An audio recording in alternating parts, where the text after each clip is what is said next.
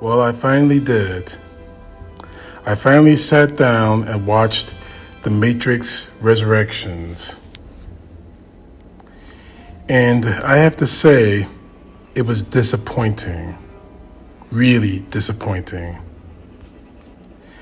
Now, when I first saw the previews of this coming out and heard the rumors, I was kind of intrigued. I mean, I've always been a Matrix movie fan, from the first one in 1999 all the way to the last one, The Matrix Resurrections.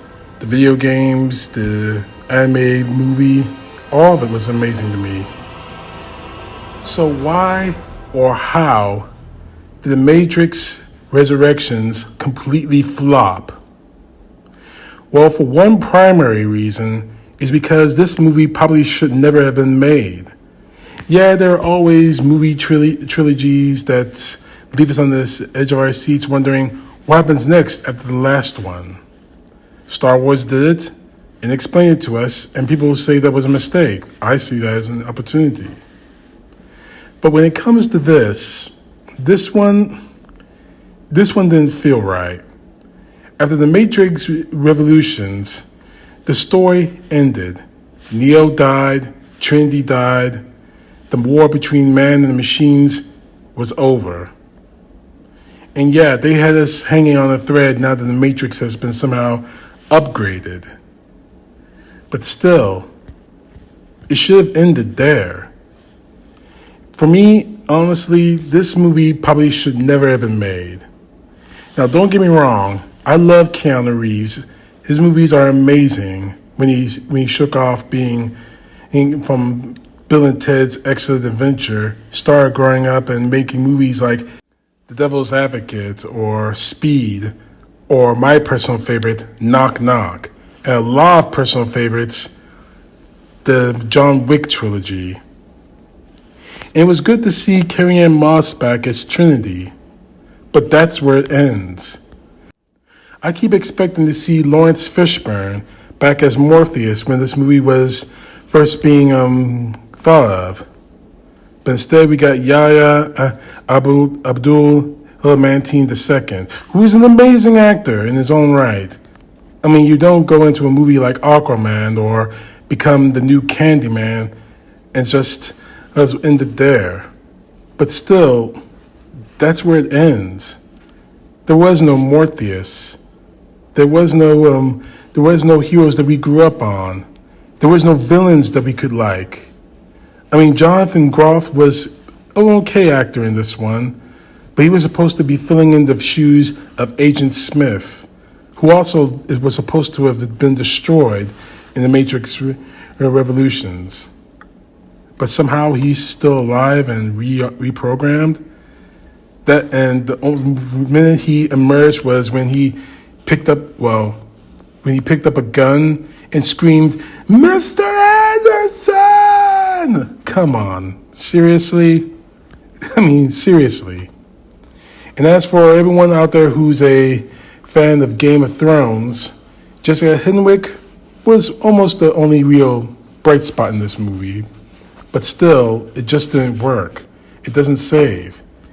Neil Patrick Harris, as the analyst who's supposed to be the primary villain of this one, as much as I like Harris, he just doesn't fit as a villain to me. I think that's probably what we get for all those movies he did with Harold and Kumar, the White Castle movie and such. Priyanka Chopra, one of my favorite actresses out there, and she fit well as a grown-up version of Sati, but still, I think she was underutilized in this movie. And the only other bright spot to this one is Jada Pinkett Smith returning as Niobe. This time, her aging 60 years age. Oh, I probably should have mentioned a spoiler alert if I didn't mention it in the beginning of the video. The story takes place 60 years after the Matrix Revolutions. Now, if everybody remembers, at the end of it, Neo died in the Matrix, destroying Smith and stopping him from taking over the Matrix, and eventually the machine world. The war between man and machine was over with.